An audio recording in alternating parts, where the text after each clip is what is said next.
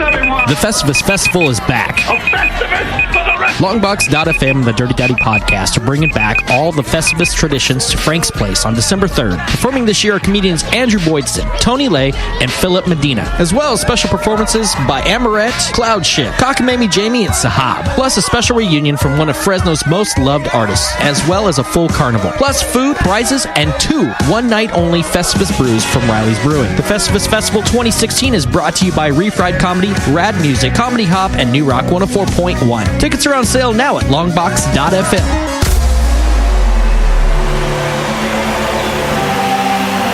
The Open Mic Podcast is for an adult audience. The Open Mic Podcast may contain material that may be unsuitable for sensitive ears. Listener discretion is advised.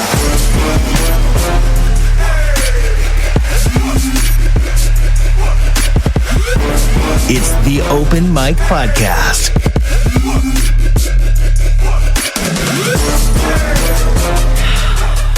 The election is over, and we're figuring out what the hell happened.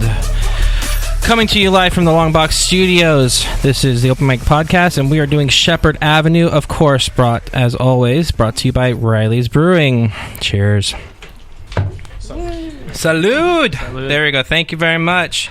So, Dowdy has given me the opportunity to talk about politics and religion on his airwaves, and I don't know why he said yes. I think it's because I follow him everywhere for some reason. Small story. Basically, I started listening to Dowdy a while back, and then I ran into him at 7-Eleven. I just all of a sudden walked in, and I was like, hey, I think that's Dowdy. And I went over and asked him, like, some weird little fanboy, but I was just, like, curious. And I was like, oh, okay, and then talked for a little bit, and then I said, I've been thinking about doing the Open Mic Podcast, and eventually, so here we are. Yeah, that freaked me out, man. It was like the first time someone actually said, like, are you Dowdy? Are you the Chris Dowdy? Yeah, that was, I didn't know what to do. You're like there getting your beer and everything. You're just like, oh. No, that's not me. Move on. Hi. So, yeah, anyway, so here I am. And I brought along with me a couple people, but before we do that, I think we should all look inside of ourselves, and we're going to go straight into the section I like to call Right in the Feels. Cue the music. The music. So right now, we've had a pretty rough week. I have a rough week every week, but I get emotional a lot lately, and so we're just going to each share something that's made us emotional this past week. I'll go first. So I've been watching the show. Some of you might have been watching it. Some of you probably have not been watching it, called This Is Us. I've not seen it yet. Oh, it is a splendid show. It's actually probably one of the best written shows on TV right now. I'd tell you why, but I don't want to give anything away. It's one of those, if you tell me anything, you give me everything. No, it's the first episode has such a great twist in it, but every episode has some reason to cry, whether it's a good cry or a bad cry. And then the last episode, it has to do with this family. They have an adopted kid, and I also have an adopted nephew, and it's just kind of like hitting me because this isn't his nephew. The adopted nephew is also half black, and this kid is black in the TV show, and I'm just like sitting there as this moment where he's basically saying, you know, we want people to know that you're different, and not in a bad way. You're different, yes, but and I was just like sitting there like imagining my little nephew Elliot growing up, and I'm just like such a wave of emotion. Did you get real tears? Because that's a big one. Yes. Okay. They were definitely tears. That's a show I have to watch with a box of tissues close by. So let's go in a good circle. Let's do Esteban. You want to start with me? Yes, go ahead. Give me something that's making you emotional. And it can't be political. We'll get into that later. Okay. How can you hear me? Can you hear me good? Yes, you're great. Yeah, you're on there. So I go to Clovis Community College. I went to go register for the next semester. Something different happened that has never happened to me in my whole entire life. As far as like being racially profiled or anything like that, I was completely ignored by my activities director, who I thought I had a good working relationship with. Like, my psychology teacher totally ignored me. And the big thing is they were there for a hijab Awareness Month, right? Mm-hmm. Hijab Awareness Day. And so I went to go say hi to everybody, and I was totally ignored. That tore me up because I want to go to school. I want to get my degree in landscaping architecture. Okay. And just walked over you. That sucks. But you are aware that you're a Latino, right? yeah. Sorry. Snap back to reality. Yeah, sorry. I had to snap that one back. Well, that's tough, man. That's we're probably going to get into it. That's maybe. Andrew, since you're having the microphone, why don't you tell us what's been hitting you in the feels lately? I'm trying to. I mean, this one is kind of ridiculous. But, I think this is kind of an important lesson that I learned. I was driving down the street the other day. I was having a really bad day. Really bad day. Really bad day. And I'm driving down, Morton in Porterville. And I'm driving past a church. I'm almost to my house, and I look to my right, and there's this little kid in his front yard. He's probably 4 years old, something like that. He's wearing he's wearing like a green vest that had nothing to do with the rest of his outfit, right? And I'm judging a 4-year-old's outfit, but that's how outlandish this vest was. So he is also wearing, and I'm not joking, a giant bicycle helmet with a big fake mohawk on the top across like this. Amazing. And he is in his yard with his scooter in the middle of the grass, and he is dancing. Just nobody around. Like, there's not a single, like, you have to think about what the parents are doing, having the kid dance in front of the house. I don't know, but maybe they're making some extra money. Eh? Yeah, but I realize when I'm driving that just that unbridled joy, that's that purity that we have, that we most of us are born with. I'm sure there's some people that are just born broken, but we're born with this. Our neutral state is pure in a lot of ways, and. He hadn't gotten old enough to where he realizes how stupid he looks right now. You know what I mean? Like, because it's like, if that's a normal person, a me in the yard dancing like that, nobody's looking up to me. But I admired this kid, and I literally got a little bit of welly tears in my eyes. I hate to say it because that's not a great reason. I mean, I guess that's a good reason. Any reason's a good reason to cry. It's like, man, I wish it just to be happy. You know what I mean? Just to be happy in my green vest with my mohawk helmet. Exactly. Why can't I just be happy? You wanted to go dance with him, didn't you? Yeah, and if it wasn't for the restraining order, I would have. Not allowed within. I think it's 50 feet. I got to call my lawyer. Oh dear. And then that other voice you hear is my wife, Michelle. You have anything? My wife. That's funny again now, by the way. Unless you guys the Borat, my wife. My wife. It was fun. It was funny when the movie came out for 3 days. Yeah. And then it died a terrible death, like every Napoleon Dynamite quote. My wife is back, just so you guys know. Vote for Pedro came back also. Thanks yes, for keeping us updated. Did. You're welcome. if you want, I've got a newsletter on jokes that you have a green vest also. I'm pretty sure that's cool anytime. Yeah, exactly. Okay. A mohawk helmet. Okay, so Michelle, do you have anything that's hitting you in the feels besides me taking you from This Is Us? That's true. It airs on 9 o'clock on Tuesdays, and she's here instead. You poor thing. That's true love. You don't right? get to cry tonight. I'm not the crier. He is. Yeah, that's true. That's true. He mentioned Elliot, our nephew, and he was over a couple weeks ago, and he's like about a year and a half, and he says my name in the cutest, sweetest, most high-pitched voice ever, and he doesn't say Michelle, he says Shell. So he says Shell.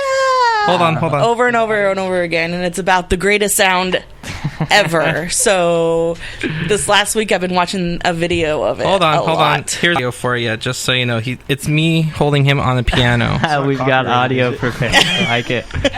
Elliot, who's that? Oh, wow. Yeah. Right? Yeah. Who is it? Auntie Shell? Say hi, Auntie Shell.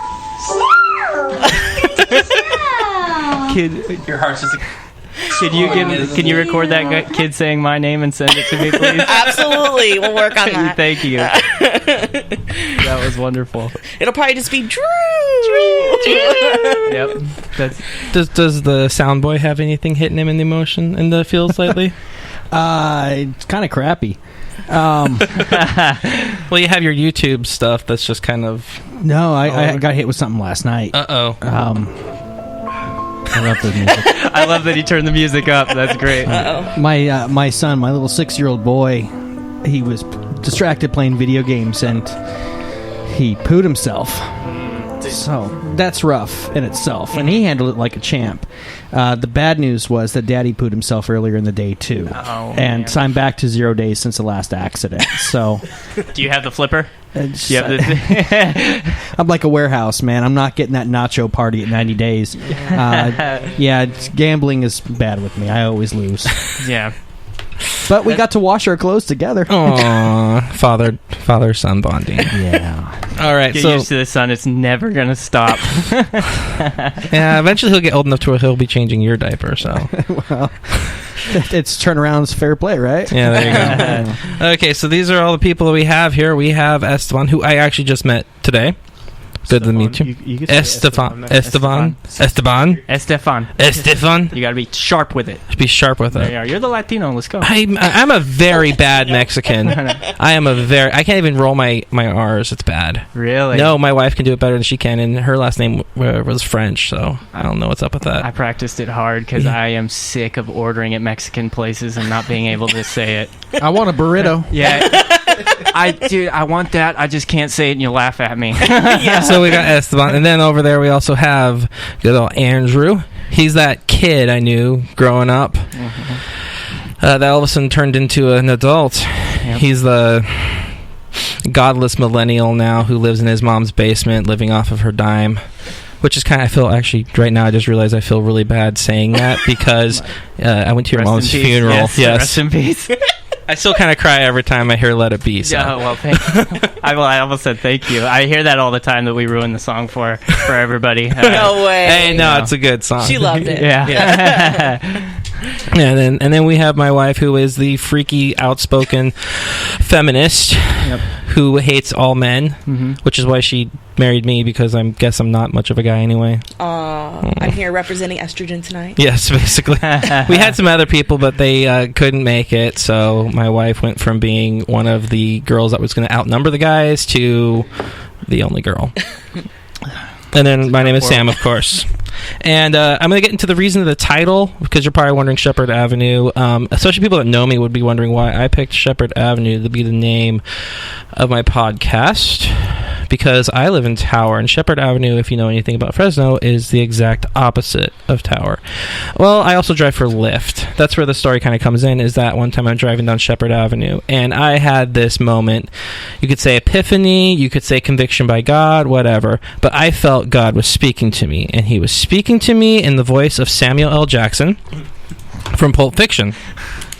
Where he actually, and it's really funny because it's the part at the end of the movie, if you guys have seen it, where he misquotes scripture. He says, I have this verse memorized, Ezekiel 25:17.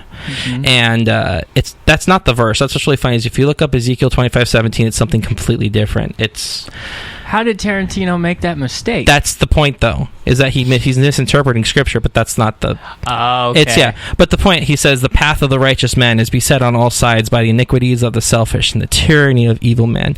Blessed is he who is in the name of charity and goodwill shepherds the weak through the valley of the darkness, for he is truly his brother's keeper and the finder of lost children. And I will strike down upon thee with great vengeance and furious anger those who attempt to poison and destroy my brothers, and you will know I am the Lord when I lay my vengeance upon you. Of course, if you've seen the movie, you hear it in his voice, and then you hear gunshots going off, because that's what he says before he kills someone. Well, anyway, at the end of the movie, he says this. To Nob and of source, Mom, if you're listening, I'm sorry. I'm going to say some bad words. So... he says, now I've been saying that shit for years, and if you ever heard it, that meant your ass. You'd be dead right now. I never gave much thought to what it meant. I just thought it was a cold-blooded thing to say to a motherfucker before I popped the cap in his ass. But I saw some shit this morning that made me think twice. See, I'm thinking, maybe it means you're the evil man, and I'm the righteous man, and Mr. 9mm here, he's a shepherd protecting my righteous ass in the valley of darkness. Or it could mean you're the righteous man, and I'm the shepherd, and it's the world that's evil and selfish. I'd like to think that. But that shit ain't the truth. The truth is, you're the weak, and I'm the tyranny of the evil man. but I'm trying, Ringo. I'm trying real hard to be the shepherd. And so being a Lyft driver, I get lots of drunk-ass people in my car. Mm-hmm. Too many of them. And so many of them I want to kick out on the car. And all of a sudden, it's just like, I had this choice in my head to either be who I am. And I know I am an asshole. I know I'm a jerk. That's who I am. I don't want to be that person. So I'm trying real hard to be the shepherd. And that's not even... That, Sam. Huh? Think you're... Oh, no, you don't know me.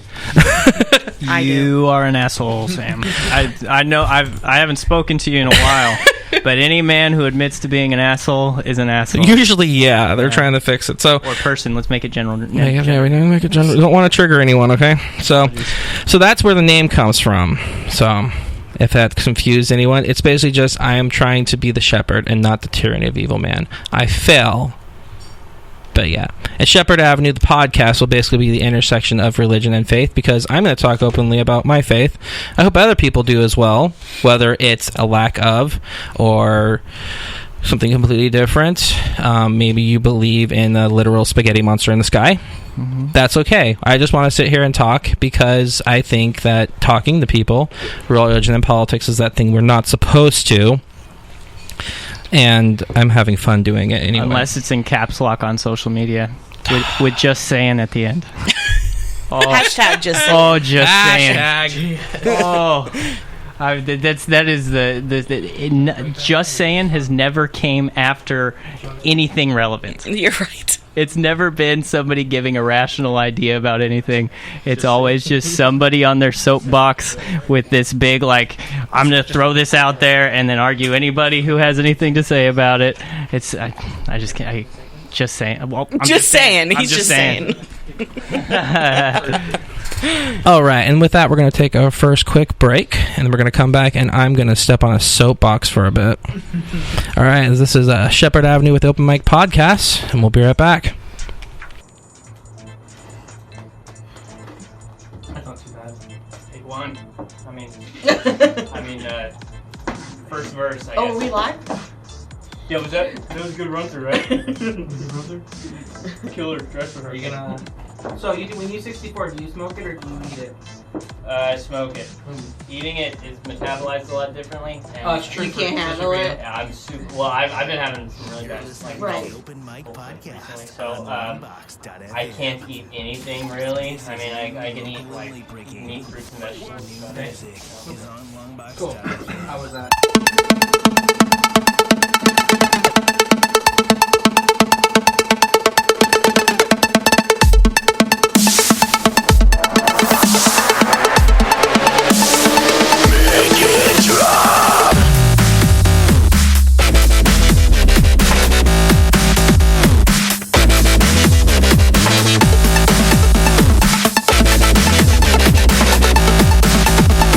Welcome back, one and all, to Shepherd Avenue, the inaugural podcast from the Longbox Studios, brought to you, of course, by Riley's Brewing. Thanks, Riley's. Cheers. Woo. Salud. And we're drinking various things. We got Cougar over here. We got the Sancha, which is really good. And we also have, for the people that don't like beer, my wife, we got the vanilla cream. Wife. Sorry. My wife. I almost went for the vanilla cream. Vanilla cream, which tastes delicious. like a marshmallow. It is. If you seriously just go buy there's a 12-pack that has all these different flavors in it. It's the For the Hard Way. It's the ginger, the vanilla, orange, and hard root beer. And I can just say they're all delicious. They really are. So anyway, go do that. Also, if you want, at any time, you can call us. Our number here, 492-0450. People do answer. I've called before. They answer. I'm sorry they did. They're probably sorry they did. Also, if you want, I do have a Twitter account. If you want to follow and comment to me, tell me if I'm screwing up, whatever. I am just simply Sam Lopez. No number, no anything. I got on Twitter early, so before all the other Sam Lopez's that somehow get mentioned as me instead. Yeah. I'm Chip Spacey on Twitter. Chip Spacey. Okay. You have a Twitter? No? I'm Andrew Idell. You ever check it? On Twitter, Andrew spelled the conventional way, and Idell, Idell. I am insufferable on Twitter, so he really is. Strap on in. So yeah, if you want, just if you want to comment to us, let us know, message us, and then did you want to give your Twitter out also, or? I'm Mooshizzle, Mooshizzle. Or, of course, you can always follow Longbox.FM as well. Longbox.FM, one word, on Twitter, Facebook. Also, just go to the Longbox.FM website. Hit us up. Let us know if you think I'm stupid, if you think I'm smart. Probably not going to happen. Or if you want Andrew's phone number because he's such a stud. He's Single. That was a kiss if you didn't want Okay. So before we get started, I'm going to get on my little soapbox here. I'm going to talk a little bit about straw man. Now, if you don't know what a straw man is exactly, it is, well, you got the scarecrow from, most people think of the scarecrow from Wizard of Oz. A straw man in an argument is basically when you create a fake person and then you attack that person. Like, especially in politics, you see this all the time, where all of a sudden you attack that person, or you attack the person you created in your mind instead of that person. And we do this a lot, not just in politics, but this is just in general. I think it's because it's easier. I wouldn't say that. It is definitely easier to go up and argue against someone that is not that person. Yeah. It's, I'm trying to think of how I put it here. I had notes, and I'm unprepared because that's me. So anyway, yeah, the straw man argument. A lot in politics you see it, and lately this year we've actually been seeing it not just towards political people, but also the people voting. For instance, we have every single person who voted for Hillary is obviously some entitled millennial who was just voting with their vagina. Or an immigrant that shouldn't have voted in the first place. Yes. Yeah. Or they're dead. Mm-hmm. That's the other one. You also have any person that voted for Trump is obviously some backwoods idiot who never pays attention to anything. Mm-hmm. Warning. Trigger warning in effect. I hurt someone's feelings, didn't I? I really got to be careful about that. So anyway, you put up these little arguments, these facades against people, and then you decide to go up against that. And I don't buy that. I hate that, actually, because that just basically makes an us versus them. It constantly creates, this is me and this is you, and I don't want to be around you. Right now, the hot thing is everyone's wanting to make fun of millennials and how they need their safe spaces. They can't have their... What? We're delicate. For delicate little snowflakes who have always been given trophies everywhere they go, and this is just that generation of people that have been told that they are going to be something special and they're not, and so now they're complaining because they're not getting it. They didn't even get their Bernie Sanders. I wanted Bernie Sanders, and so the whole that's. Yeah. It's annoying because it's like, no, that's not true. Some of these people, you have the ones that do that, but you can easily, I've heard this argument also, you could easily take anytime you complain about millennials and you can say hippies instead. Mm-hmm. That's just people itself. And then again, you go ahead and talk about, let's talk about all the attacks that have been going on. People that voted for Trump are now going out and attacking people. And, that's all Trump supporters because they're not denouncing that. Okay, I remember I read an article by someone saying how all of a sudden these people that are Trump supporters that are for this, if you're not supporters, you should be denouncing it anyway. You should be going against this. And I remember people saying that about Muslims. How all of a sudden it's like, the Muslims out there should make sure that they're constantly denouncing everything that's going on. So you're just going to assume everyone's a terrorist otherwise? So they have to make sure, and it's just kind of annoying. We can't allow people to think. You have a problem with someone thinking differently from you. I'm okay with that. Because for the most part, I know I'm probably wrong. I don't think I am, because if I thought I was wrong, I wouldn't be wrong. And so I constantly make things religious, which I want to do on this show. And we're told to love our enemies, which is just a totally, what the hell does that mean exactly? When Jesus said that, everyone was like, excuse me, what if they're this, or what if they're mean to me? Well, no, you love them anyway. It said, Jesus said, an eye for an eye, right? You said no. He said, you've heard it, an eye for an eye. But if someone slaps you, you turn the other cheek, which someone thought that meant like, you show your butt. No, that's not what it means. That's not what that means? No, it's not. I've been showing my people my butt all the time. And I don't think anyone are complaining about that. No, that meant that basically you give them the other cheek for them to hit. And if someone tells you to walk a mile, because that was back in biblical times when Jesus was there, Roman soldiers would make people carry stuff for them. They would say, you're a peasant, whatever, you carry this for me for a mile. And they could do that.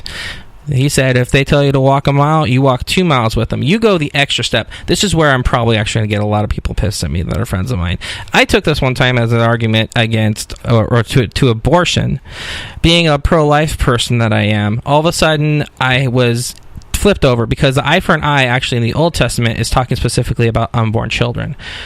It's talking that if someone is pregnant and she gets hurt by someone, whatever comes out when the baby comes out, they have to match that deformity. So if all of a sudden, like, the baby had a bad eye, the person who hurt the mom has to have the bad eye. So Jesus said, I heard it say eye for an eye, but now I tell you this. You go the extra mile for people instead when they hurt you. And so again, this is where probably my Christian friends are going to get mad at me and everyone else is going to be like, Christians shouldn't be protesting. They should actually be standing at the corner saying, hey, do you want me to go into the abortion clinic with you? Wow, that's the best sound drop of all time. And it's just like, we should, because if you sit down and you talk with this person, you can easily just make the blanket statement that, oh, these are all people who have been living their lives bad, they're living these sinful lives, and they weren't wearing condoms, they shouldn't even be having sex anyway, and they're just now having abortions left and right. And while that does happen, that's why I have 2 nephews that my brother adopted, and I love them to death. Yeah. Some of these people have very terrible stories, and this is their last-ditch effort. I heard someone once say that a girl getting an abortion is like a wolf biting off its leg to get out of a bear trap. And it's not, a lot of times this is something hard for them. But you wouldn't know that if you were just too busy standing outside protesting. And so this is my soapbox I want to get on. It's just learn to love people, damn it. It's just that simple. Learn to see them, learn to talk to them. Sit down and talk to them. It's not that hard. Just even buy coffee. Or you know what? Prop 64, buy him an edible. There you go. Speaking of edibles, I'll say this. My neighbor, I was offered... Again, sorry, people, this might be a shock to you. I'm 31 years old, and, besides, like, on Lyft rides when people are weird anyway, I was offered pot by my neighbor because I have that neighbor. I live in Tower, where we have actual neighbors who sit outside, and hi, neighbor. And him and his cousin were out. They were having a good old time, and I was out, and he walked over. He's like, hey, do you smoke? And I was like, no, I haven't. I don't have a problem with it. He's like, oh, I was going to ask if you wanted to come over so you can smoke. And I should have taken him up on the offer, but I needed to get some rest that night. And I knew I probably would have slept really well that night, but I think I would have been staying up late having some weird conversation. And I kind of don't want to know what I'm like high because I'm already annoying. You probably would have watched This Is Us again and cried even harder. No, I would watch Iron Giant. Iron Giant is my kryptonite. Really? Every single... Dude, have you seen it? It's a long time. Dude, watch it again. It just tears you up. I cried watching The Big Green the other day. the part where they finally come together as a team. They're playing soccer in the rain. Oh, boy. Have you guys seen that movie? Yes. Right in the feels. Right in the feels? Right okay. in the feels. So in that case, what are some straw men that you've seen this political season? Because I don't think there were any. Would you think there were any? I mean, especially when it came to, like, Prop 64. Let's talk about that, okay? What's your average stereotype you would say of a pot smoker? The world's stereotype? Yeah, just anything. A jobless, showerless, beard or mustachioed, because I like that word better. Person with no drive, who, I mean, because it was a defiant thing before, you know, they're usually smelly. They're grubbing on junk food and watching their conspiracy theory documentaries and all those things. That's probably a pretty good niche of what people would perceive. But most of the people I know that actually smoke pot, they have a job. Mm-hmm. They live on their own. What? You gotta buy the pot. You gotta buy the pot, yeah. But they're not constantly high. It's just like as if, like, you know, I'm sitting here drinking O'Reilly's Brewing Cougar Pale Ale, crafted to reduce gluten. Really? And some people would sit there and be like, you shouldn't be drinking this. That has alcohol in it. You know what that does? And what's the stereotype of people that drink alcohol? Especially growing up a Christian. Mm-hmm. You saw someone... I remember I went through the South one time. I was with a Christian touring group, and one of the guys there opened up a beer at a house we're staying at, and someone else was like, I don't know if this guy's a Christian because he's drinking a beer. Mm-hmm. I was like, you... What? So that's just this thing. Yep. Any other straw man you can think of? Real quick, from the interwebs. Uh-oh. Odette popped in with, part of the problem is that we like to label everyone. The thing is to care about people no matter who they are. Yes. That's actually a great point, because I think that might tie into a little bit to the fact that a lot of us have it's we know a lot of people, but it's easier to see people as groups, instead of individuals, because generalizations a lot of times are our instincts. It simplifies things for us. We like simple. We're human. We like simple, and we like categories. Absolutely, and we all kind of subscribe to the most exclusive club that includes ourselves. Yes. So because we want to be in an exclusive club. We want that circle of acceptability to be as small as possible, because then it's more niche, it's more special. You know what I mean? So when we attach groups to things, we can really do that more effectively, and discount more people. And exactly, like I think it's just more of a building a wall. Let's go Trump. Building a wall between people. To build a wall, which is probably going to be a fence. Warning. Trigger warning in effect. Damn it, Andrew! Some people are scared of walls. What can I say? I'm sorry. So how many trigger warnings am I going to get today? Probably a lot. you godless heathen. Yep, that's exactly what it is. So yeah, but then I'm going to keep talking here. My thing is that I'm religious. I know other people aren't, but these are still things that in my mind, like loving your enemy is something that I think a lot of people can get behind, just to make life easier. Because it's too much work to be filled with so much hate, and just I can't even begin to describe it. The thought itself. Yeah, I think a lot of times, including myself. I mean, you look at people in terms of. A lot of people want, have you ever been in a conversation with somebody and you're like, man, it's cold where I come from? And they're like, you got no idea, you have man. no idea. And gotta one-up you. Yeah, everybody's situation. Everybody has to start from a starting line that is behind everybody else, because then maybe it makes it more heroic where they're at, or it gives them an excuse for where they're at if they're not happy about it. So we just love having, not even... probably more adversaries, where it's like everybody's against me. You know what I mean? You hear that a lot, and this is coming from a millennial. You know what I mean, everybody is against. Yeah, even millennials are like against millennials. Some of them, the hipster millennials. So there's a lot of traders out there that are jumping on the train, trying to act like they're 45-year-old. That they didn't grow up and see the shit that we've seen, and be the first people that were adolescents with the internet and have the access. I mean, my dad didn't have my dad can't work the TV. You know what I mean? But I have the access to all of the world's information in my pocket. So some nutty things are going to happen, and I think a lot of the times millennials are. I mean, but people are super.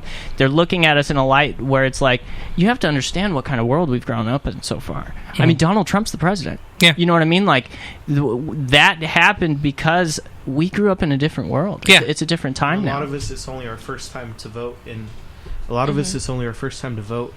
Yeah, and those are our two options. Yeah. See, my thing was, I remember Tuesday night. We'll go straight into the presidential stuff now, because this is where the real meat of this is going to happen. Yeah. Tuesday night came. Me and my wife, we went over and we voted. My wife. Every time. Me and the lovely lady to my left. That's weird. Don't say that. I know. I'm trying to avoid that. Don't avoid it. The wife. Here we go. Me and the wife. The wife. Went out to our polling place, and we it was completely disorganized. It was ridiculous, but we both made our votes. I did mine for Trump. She did hers for Hillary. And then we went home and we decided to watch the results. And this is like my wife's pretty apolitical. She doesn't really want to be involved with politics because she knows, like, yeah, you can say that. And I'm not I'm not really speaking for her as the husband's supposed to speak for the wife. I'm just speaking for her because she doesn't like talking. But and just so everyone knows, she's a female with a little tiny dumb she's brain. the family, yeah. So sorry, and a death stare apparently. But yeah. So if anyone thinks I'm like trying to overtalk her or anything or speak for her because I'm the man, I'm actually just talking. And if she's going to interrupt me, she'll interrupt me. me because I jokingly told everyone here that I have her on Dick Watch, which is actually meaning that Not she's as horrible as it sounds. She's watching out to make sure that I don't become a dick tonight, because I know I'm a terrible person, and I can be, and I can say really rude things, and she really doesn't like it when I say the F word. I should have given her the Post-it note stack. That would be great. So, like we were saying before, right? Yeah. It was a different time when we would go vote and we'd get the I voted sticker, and then you'd go share that just to your family. Yeah. And now everybody takes a selfie with I voted, and now they know who you voted for and what you voted for and why. Yeah, well, I don't even think it's so much like it's people are saying, who did you vote for? Who did you vote for? And so what happened was we went home, and then we watched, and we slowly started watching as Trump was getting more electoral votes, and kept going and kept going. And I voted for Trump. I didn't think he was going to win. I was planning this whole thing with the idea of Hillary being the person that won. Yeah. And I was in complete shock, even though I voted. And I was trying to figure out why. Because like the guy I voted for won, and then Michelle's first. Do you remember what you said to me right after you realized he was going to be president? Oh my gosh, he's going to be assassinated? Yeah.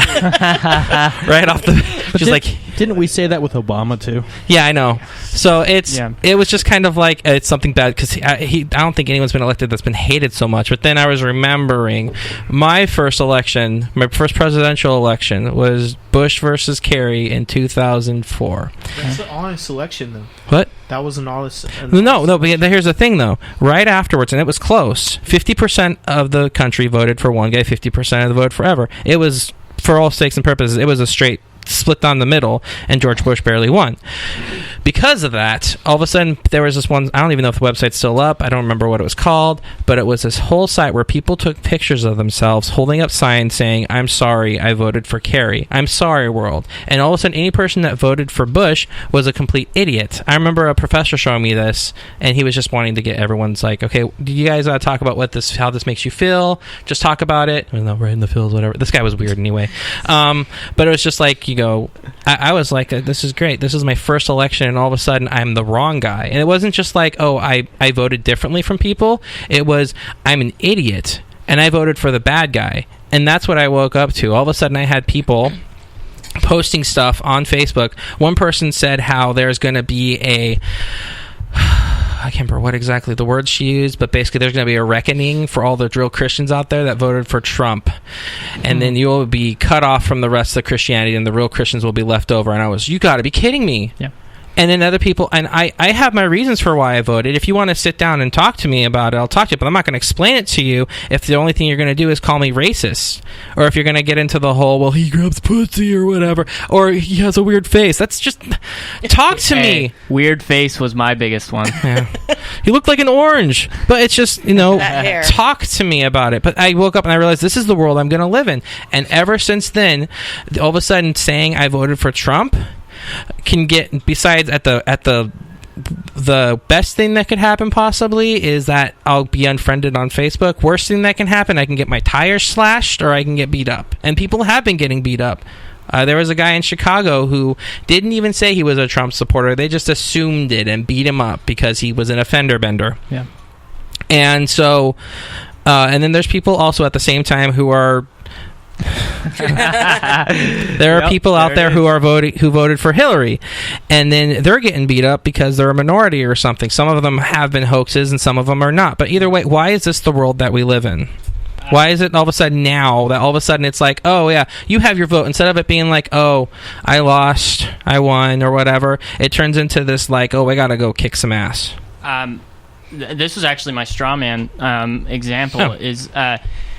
I think a big straw man is the media. I think a lot of people point at the media as a great influencer, like they have some giant responsibility to stick to a certain neutrality. Yeah. Which could have been the case, when there were 4 television channels. But this is 2016 when we have unprecedented access to information online, right? Yes.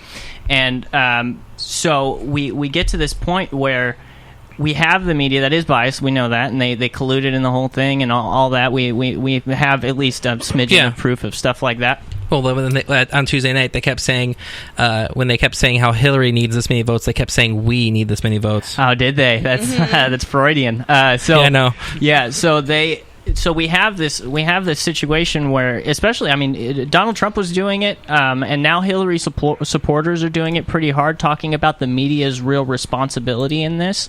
I think it's our fault. And I'm not saying that in a sense of like mourning the fact that Donald Trump is our president, because I didn't want him to win personally. I can't. We'll get into it later, but I think what happened in this election and the anger that has been caused by this election is caused a great deal by the bullshit that's on the internet. Yes. Most of I think the Facebook influenced this election more than any other media outlet in the world, including CNN, including Fox News, including stupid Breitbart and NPR and all that stuff, because everyone believed half the crap that was being said about the person, and almost all of it's inaccurate. Yeah. And it's a 10-second Google search away. So like I plug my Twitter again. I tweeted one time, it was, the internet's a wonderful tool because everybody has a voice, but it's also terrible because everybody uses that voice. And that's the big problem, I think, a lot of the time. And so when we get to a point where, you know, most of the information that we receive is attacks on each other and terrible propagandic information, we are the ones that are doing the propaganda now, which is that's what technology has given us. I'm not saying that there's any smidgen, that there's no smidgen, there's no bias in the media. That's absolutely true. But you're talking about the echo chamber. Yeah. Yes. Yeah, so we take all these things and we throw them out to each other without checking what's going on, and it's an attack. It's always an attack with the just saying thing that we were talking about earlier. Hashtag just saying. Yeah, it's hashtag just saying. It makes sense if you have a certain belief about a candidate. Yeah. And you see a story, you just see the headline. There was a great one just yesterday, and I can't remember which news. I think Huffington Post posted something that was just anti-Trump, something horrible, and that was the headline, and then going immediately into the body, they said, this is a fake story, but it's going to be interesting how many people post it and share it. Yeah, gotcha. But if you already have a feeling about somebody, and you see a story that it doesn't matter, Trump is as much like Hitler as Hitler was like Trump. Share. Guys, I didn't even read it. Just share it, because that's the legit truth, because that's how I feel. And people build their opinion on people based off of that type of stuff. Absolutely. So, but this is the thing also that when it came to the whole thing, and this is a headline I heard also, because let's just go ahead and start making this religious now. Sure. I think it was like 80% of the evangelical church, evangelicals in America, voted for Trump because he was the good Christian choice. So the other 20% went to Ted Cruz? No, because here's something else also. They wrote in Herman Cain. Because it was this idea that if you're a good Christian person, who are you going to vote for? Last time it happened, it was the good Christian person, who you're going to vote for. Well, you could vote for the Mormon, or you can vote for Obama, who is a Christian, but he's a Democrat. And so all of a sudden, and I've had my reasons for religion and politics. I actually hate when they mix. Oddly enough, I'm doing this. I hate it because whenever politics and religion get used together, usually it's religion that dies.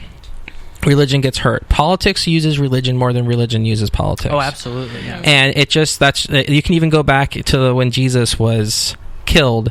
Who was he killed by? He was killed by the political leaders of the time, trying to keep the religious leaders of the time happy. Yeah.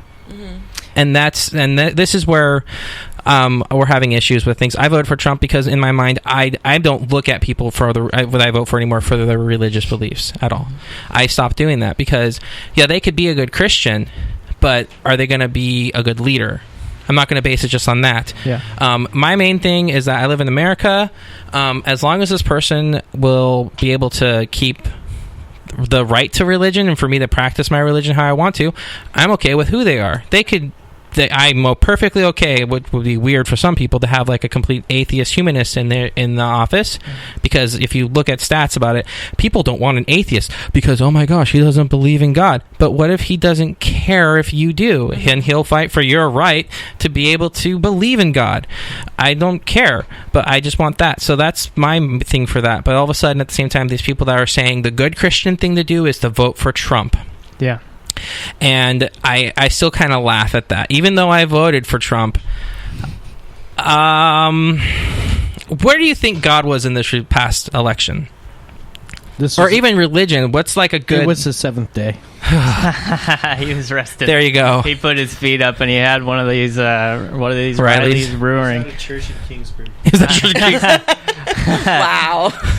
But no, it's just like this, or even like religion itself. How does it play into this election, or this even election year? This particular election's tough because if I remember correctly, Trump converted to Christianity like right around primary season, right? It's very convenient. Which and that's that in my eyes, because I'm, as you said, godless. But I am a former godful person.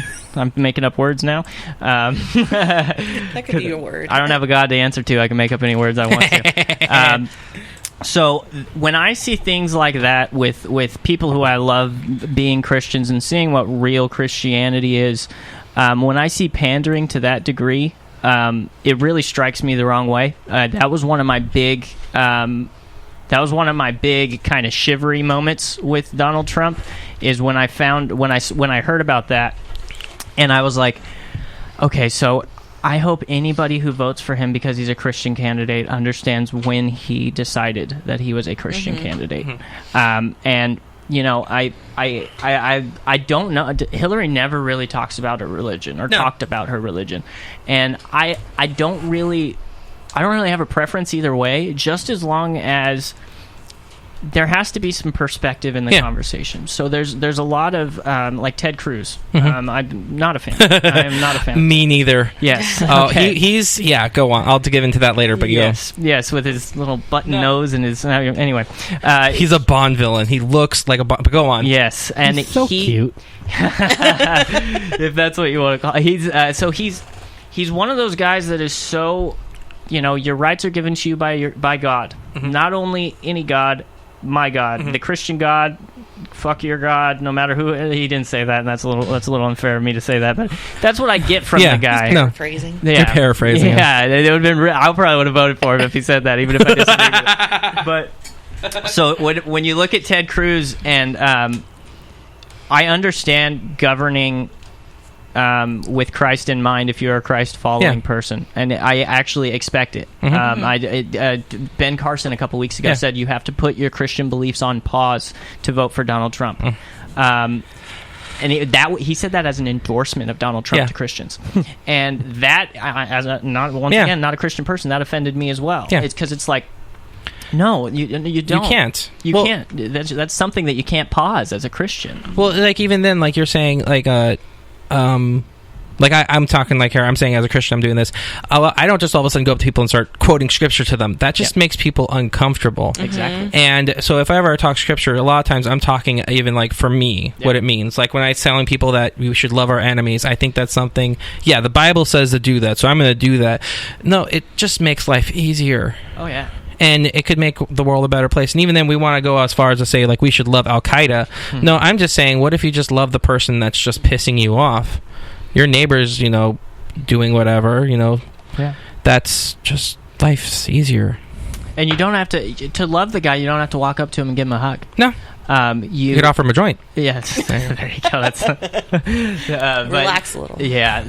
So it's more of a kind of a filter that you put yourself through. It's like you realize, okay, so I'm going to approach this with love. So you're not going to do the straw man thing. You're not going to be condescending, even though I'm condescending every damn day of my life.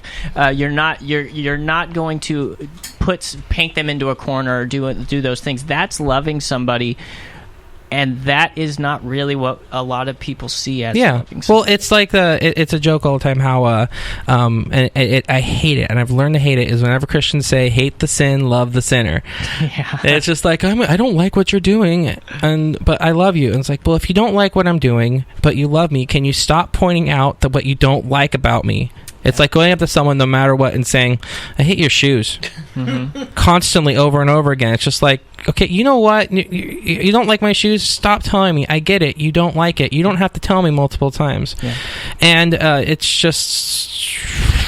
Yeah. It's like, hey, by the way, I know you're going to hell. Do you want to go to, you know what I mean? Well, even then, it's a stroke. Well, all of a sudden, it's like you have gay marriage, a big thing, a big dividing thing in Christianity. Most people, I don't think, know how big of a divide it is right now. Yeah, it's interesting. It's really an interesting dynamic. There are, like, that's actually kind of the reason I left my old church. Okay. I won't get into it because some of it's still there. Are you gay, Sam? What? Are you gay, Sam? No, I just don't have a problem with the people that are. Yeah, I understand. That's really it. Yeah. But that's the... Anyway. Oh, my. Some of the best people I know. Yes. But yeah, it's just this like, and it's a way of all of a sudden saying, in order to love someone, and you skew the way that you're supposed to love your enemy. You love your enemy by telling them that they're wrong because you're right. And I had this thing a while ago when I realized that I may think I'm right, obviously, because, well, I think I'm right. Well, who argues knowing that they're wrong? Exactly. But let's have this. Let's have see a lot of people KKK. I'm sorry. No, but I remember we had this argument or this philosophical exercise we had one time in class. We're talking about, okay, do you think that you are right about everything? Do you think you are right about everything? Just yes or no. No. No? No. No, I don't think any person's ever going to say that they're wrong about something. Okay, that's great. Can you tell me one thing that you're wrong on? Wrong about? That's a tough one. Exactly. So if you don't know, you have to kind of like go through this, and so many times people are like, I'm right about this, I'm right about this, I'm right about this, and then they all of a sudden impose the fact that they believe this, so everyone has to believe it. Yeah. And that sounds like a boring world. Yeah, and that's where I start to have a real problem with politics intersecting with religion when there's no perspective. Not everybody, quite a few people. There's large contingencies of people who will argue with each other. Muslims, Christians, all those, and they themselves. I know somebody who has a certain social justice movement that they attach themselves to. I don't want to be too specific because I don't want to point the person out. They get a little bit of ridicule for it, but they flood their Facebook wall about it all the time, and all of their things are condescending attacks, calling everybody not evolved, doing all these things. Yeah. But then as soon as they start getting some backlash, they're like, just because I'm blah, you guys feel like you can make fun of me, and you guys feel like all these things, and it's like, you're doing that to them. So but then I brought it up to the person, and because I'm not confrontational, but I like having a conversation like this every once in a while. I feel like I can apply some perspective. And I was like, you understand that you're alienating these people and then getting mad at them for doing it back to you. And the person goes, well, I'm right. Yeah. And they not even a shake in their face. Yeah, that's what Thomas Sowell, he's an economist and he's a political author, talk about. He has this thing where he talks about on the side of the angels, where all of a sudden people can do and say whatever they want as long as it achieves the end result. Yes. Because they're on the side of the angels. Yes. My thought when I first hear that is I'm talking about like people that have said like we need to save as many people as possible, make as many Christians as possible, no matter how many people we alienate and how many people we destroy or whatever, as long as it saves one soul. And that's just one thing, but then you also have we need to get Trump we can't let Trump be a president, we can't do this, we can't do that, and no matter what we say or who we do, we're on the side of the angels, and so we're right. Yeah. And that's a big deal, and I think that's in a way that's ruined. Well, I wouldn't say it's ruined discourse because it's always been a constant. It's not like something that's popped up already, but we have this. I mean, Facebook, and I'm going to go to Facebook a lot because I'm really annoyed with Facebook right now. I think it is. It's ruining any type of discourse in its own way because we. I've seen maybe 3 or 4 actual conversations on Facebook, and then they all end where it's like a back and forth, and everybody's being super respectful and all those things, and they all end with them like patting each other on the back for being super respectful and things, because it's so rare. Yeah. Where somebody puts something out there, and it's like, when anything comes back, especially if that thing is hatred or untrue or with any kind of malice, when they get a response, they're like, I just put it out there. Yeah. And there's the wall. I just want to put it out there that Riley's went right through me. I think the Riley's is about to go through me, so I think I'm going to have to take a little break here. Okay. When we come back, we're going to talk a little bit about what we learned and wrap up the show.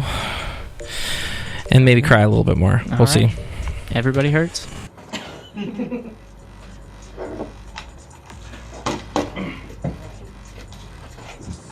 Bathroom break, cigarettes, refill beer, or don't. And you got a couple minutes here. Chris, do you happen to have the LG phone charger?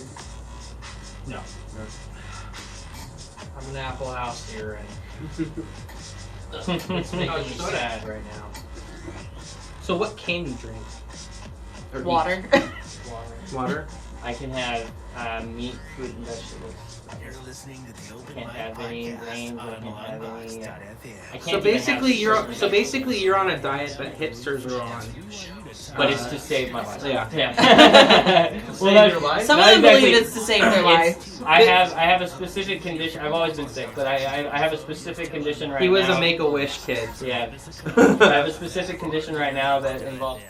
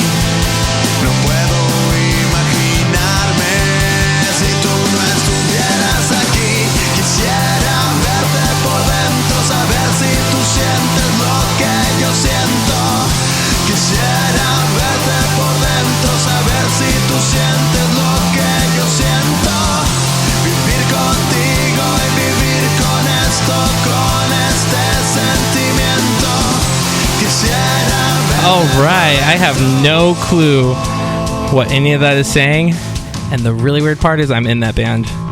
That's Contigo by Lazaire. I don't speak Spanish, but I'm in a bilingual band. How's that? If you want, check us out, lazaire.com, or check us out on Facebook, Lazaire. Tell Alex I sent you. He'll be like, what the hell, dude? He's in Mexico, though. So anyway. In Spanish. What? You gotta say it in Spanish, right? Mexico? There you go. There we go. Thank you. Yes. Thank you. So welcome back to the Shepherd Avenue podcast from the Longbox Studios, brought to you, of course, always by Riley's Brewing. Thanks, Riley's. Thanks, Riley's. You're the best. I love you. I want to have your babies. This vanilla cream spiced ale, by the way, if you ever get to have it, you will want to have its babies. I will tell you that. It is good. It tastes like a marshmallow. It really does. It is wonderful. So... But unless you don't like alcohol, then there's case. Or pass marshmallows. by. I'd like to personally thank Crystal Geyser for their Alpine spring water. I'd personally like to thank Prop 64. There we are. But not really. Okay, so we have an advice section here. I don't really think we have any questions, but if you have any questions, go ahead and hit us up, 492-0450, for any type of questions you have. Personal, religious, political. If you want to know how to cook pasta, if you want to know how to write a joke, we do have a comedian here. If you want this comedian's number, it is. I guess the other question is going to be, well, how can you discuss politics and religion without it turning into a shouting match? Anyone have any advice for that? Don't. Do not. Take them out for ice cream. Not right now. Not right now. Yeah. A lot of qualifiers. Like, what would you say, though, if all of a sudden someone came over and then they started telling you that you were some godless millennial that you are? Well, if they said that, it probably wouldn't go very well. But when I try to have conversations like that, it's almost maybe even to a fault. I like the other person to know that I understand their point of view. Yes. That's very important to me, and I sometimes I dissect that, and I'm like, is that me trying to be the likable guy, or is that me literally caring about this person's perspective? And I think more often than not, it's the latter. But I'm always doing the little checks and balances in my head because I'm a psycho. But so I always I try to present things. I have arguments that I'm very I have ideas that I'm very steadfast and strong on. But I like to present them in a way that I'm like, hey, but who fucking knows? You know what I mean? That's my Twitter header is literally, I'm probably wrong. Yeah. And that's exactly it. I've been wrong so many times in my life about so many things. I used to be a super red conservative Christian. Oh, I know. And yeah. Me and Sam met in church actually, and I don't hate that version of myself, even though I now disagree with that version of myself. But I do realize that I was there one time, at one point, and for a long time. And, people that I love are there. And some of the smartest people that I know completely disagree with me on a bunch of stuff. And who says I'm right? Especially as a guy that doesn't follow a doctrine or a God or anything like that. There's no divine decider with stuff like that. So nobody really, who knows who's right? You know what I mean? In terms of almost any question. And when it comes to elections, when it comes to ideology, when it comes to even right and wrong, who says? Okay. Now the other question. What's a good taco topping? Cheese. Oh, Another taco. Cabbage? Another cheese? Cilantro. Okay, well, what about... Oh, yeah. Not a garnish. You just, drop it on there. Okay, what goes better with tacos, beer or tequila? Or Pepsi? I go tequila, because tequila is less filling. Oh, there. So more tacos? So you can have more tacos. Okay. Margarita. Oh, that's true. There you go. That's tequila. No one's calling in with questions, so I'll end with just You one. guys listening, come on. 4920450, call in and give Sam a pat on the back. Or a kick in the ass. That could be fun. That could be fun. 492-0450, or hit me up again on Twitter, Sam Lopez, or the hashtag OMP Live, Longbox.FM, somewhere over the... No, just kidding. Or you can even do it on the live feed on Facebook. If we're not, we'll just have one more question and then we'll head on. And that question is, what have we learned today? A lot of talking and no learning. We'll go with Andrew first since he likes talking. I do love talking. I learned that, yes. Well, how about... I defer then. What did you learn today, Sam? What did I learn today? Yes. I don't know. It's tough because we're sitting here and we kind of agree on everything. Yeah. Except for the existence of a God and his importance in everyday life. It's okay. I'll pray to my spaghetti monster in the sky. There you go. Yeah. But it's refreshing to know that this conversation's out there. Yes. So that could be. I mean, absolutely. I've had it with a couple friends and stuff like that. But in terms of a believer who voted Trump, who that might not, for whatever reasons. It's fun to actually have some discourse in that situation. And we have one from Amelia on Facebook saying she learned that she still doesn't like 10-cent bags. Yeah. It's 10 cents. There is a island of trash the size of Texas in the Pacific Ocean. So go ahead and pay 10 cents for your bags. Man. Sorry. I love you. Oh, you're such a millennial. I love you, but that exists. You're such a millennial. I got to do it. Do you know how much worse it's going to be?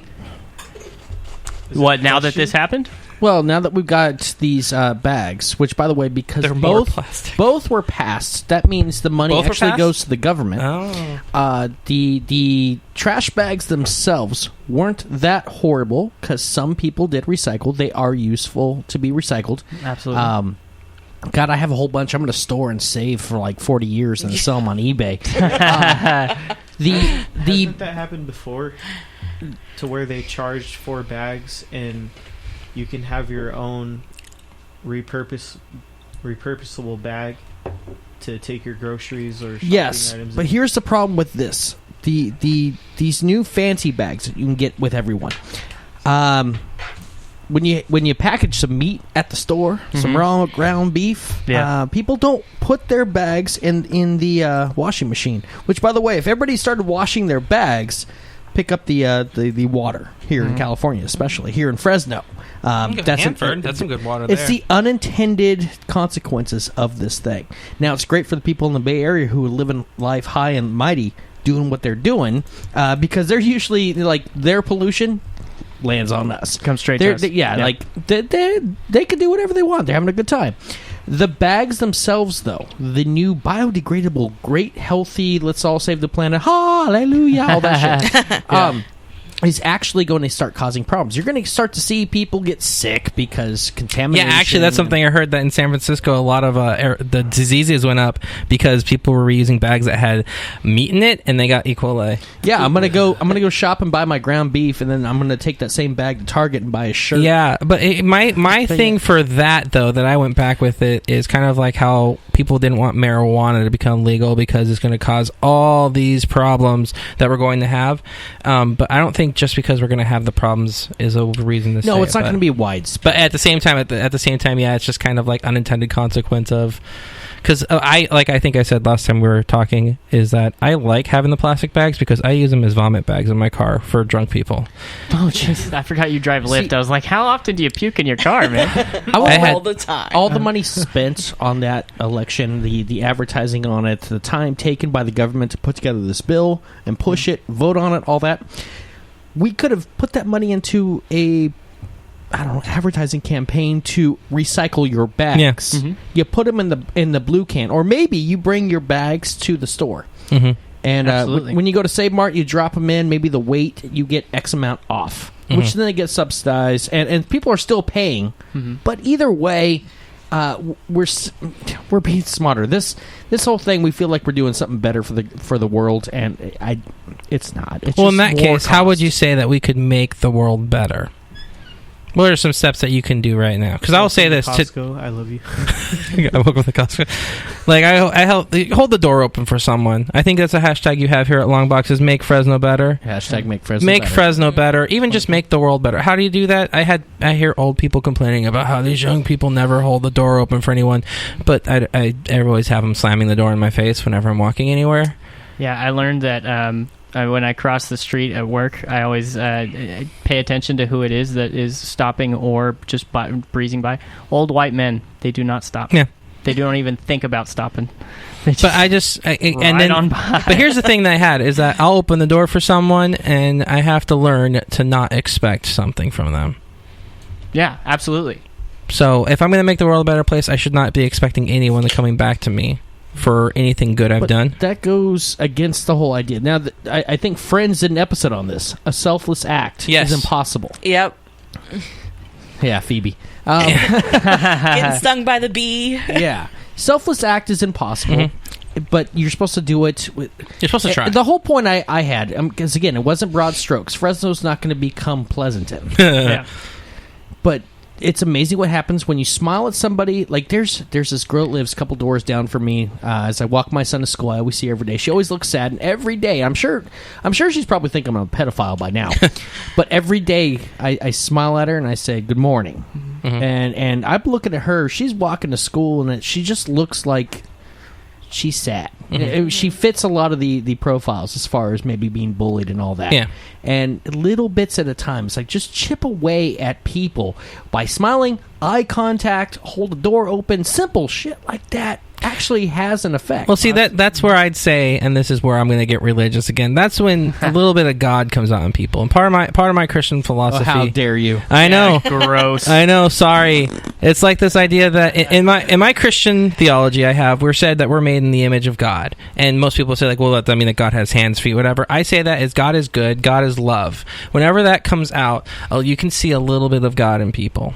And that's what I think. Even if you don't believe in God, try and be a little bit of God everywhere you go. Just put some love in there, put some goodness into the world, and, be the change you want to be. Another person said, it was Ben Stein, saw him speak, and he said that people ask, where is God now? Well, we're his people, and his work is our work. And I think you can say that even if you don't believe in God, if all of a sudden you're saying, where are all the good people? Where is that? Be that damn person. Damn it. I think you just answered Lindsay Liu here on the internet. She wanted to know, did she miss the religion part? Yeah, it's just kind of thrown in there. Basically, I mention Jesus every now and then. The advertising budget's not there for him. Ask her if she has a question. No, and actually another question that we had was, what are our thoughts on the increase in real estate prices? I don't know. I rent, but I do know rent went up, and I don't like it. Rent went up because of what? I don't know. The rent is too damn high now? My rent just went up. That's about it last year. So I think I wasn't happy about it. I think that's about it. Unless there's any other things people have learned, like how I cry at everything. That's awesome, though. I am a sap. I even cry at songs. Oh yeah, Ghost in the Shell. Have you seen the trailer? Mm-hmm. Oh yeah. If you haven't seen the Ghost in the Shell trailer, even if you don't I'd never watched the original anime. But if you watch it, it's beautiful, and it has a cover song in it of Depeche Mode. Enjoy the Silence. That cover put a tear in my eye. It's just so beautiful. Dude, there are 13-year-old kids across America right now using that as their spank bank. Mm-hmm. Her outfit on that, she might as well. Paint a nipple with your mind. It's bad. It's bad. But yeah, even then, that's going to be an awesome movie.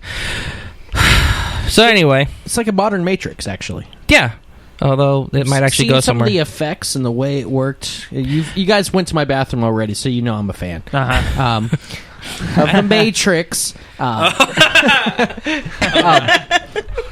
But yeah, this is the first time I've seen, because movies always try to whore themselves out on their special effects. Absolutely. Some of the stunts and everything in the short 2-minute clip was like, ooh, yeah, ooh, okay, all right. Yeah, so go watch the trailer if you can. And again, this is Longbox Studio. I think we're going to wrap it up here. So, Andrew, what's your Twitter handle again? At Andrew Idell.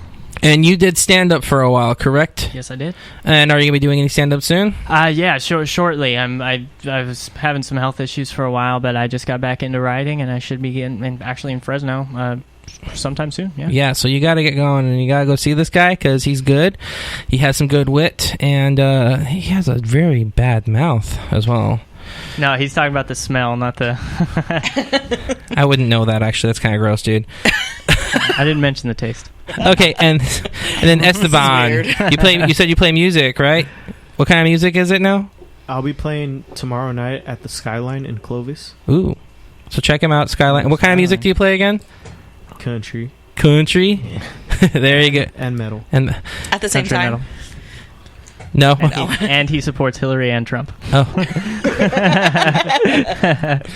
And then you're bi-musical. Chip Spacey on Twitter. Bi-musical and biracial. And then Michelle, do you have any plugs or anything you want to share or spread out to the world? No. And then I'll just say I'm in a band called Lazaire. If you get the chance to see us, we're playing some shows. If you happen to be in San Luis Obispo the Sunday after Thanksgiving, I know it's a long shot, but hey, some of y'all got school and you got to go back to school. We're going to be playing at the Frog and Peach. We're going to get around at 10 o'clock, and we're going to be playing till I don't know when, and then I'm driving back here because I got to work. So we're going to have ourselves a good time. And then also, everyone, if you can, you probably will be anyway, listen tomorrow night. You're on tomorrow night? Yes, the Dirt Daddy podcast will be on tomorrow night. We have Andrew Boydston, who is a comedian who will be a part of the Festivus Festival 2016. Oh, what is that Festivus you speak of? It's the Festivus for the rest of us. I've been doing this for years now. A huge Seinfeld fan. So every year I have one event that I do with Longbox. Mm-hmm. I started planning this back in February. It's not a concert. It's not a comedy show. It's It's literally everything in one. We got 3 comics going with Andrew Boydson, Tony Lay, Phil Medina, with bands Amaret, Cloudship, Cockamamie Jamie, and Sahab. There is some special surprises happening during their performances. My show, the DDP, will be doing the Feats of Strength airing and grievances. We have prizes to give away. We're doing the Rockin' Walkin'. We have an open mic podcast booth set up for the night. There's a carnival, which we're giving away prizes. So you get tickets to play games, you win tickets, you can go buy stuff at the bar. Riley's has 2 brand new brews, one night only for us. Two Festivus brews going on that night. There are 3 taco trucks, or taco truck, flatbed truck, and a dessert truck, and mobile boutique from Dear Danger, as well as it's all being broadcast online live as we do it all. Multiple camera angles, a red carpet. See, I can keep going all night. This is how much crap I have pushed into this show. There may not be room for actual people to show up. I forgot to plan for a crowd. I know, it's going to be us playing for us. That's it. But December 3rd, you can hear it on New Rock 104.1. Right now, the advertisements are going on with that. It's also being put on by Rad Music, Comedy Hop, and... Man, this sounds like it's going to be an expensive gig. I've never made money on this. A couple of years ago, I lost $3,200, but damn, it was a good show. Well, I mean, how much is it going to cost for people to get into this sucker? $10 right now if you get the tickets from any of the performers, myself, anybody, or livemusiccity.com, and then 15 day of. 15 day of. All right. Yep. So if you get a chance to do any of that, go ahead and do that. So I think that'll wrap up the first ever Shepherd Avenue podcast. Hopefully something happened, and go out, love your neighbor, be God to someone, or just don't be a dick. That's perfect sign off. Sorry, I forgot they had a cold start. Cold start? Well, there was no lead-in music. It just, in your face, then just happened. That Festivus Festival seems awesome, by the way. That's great. I don't know if I can. We have a Jamie. I'll probably be late. I want to go. Alright? It will be this shit. Well, I hope. I put way too much into it. So how was that? What could be better? What could be worse? Nothing. It was good. Your first run, so No, it wasn't awkward silence. Okay. And sad like, Yeah. yeah.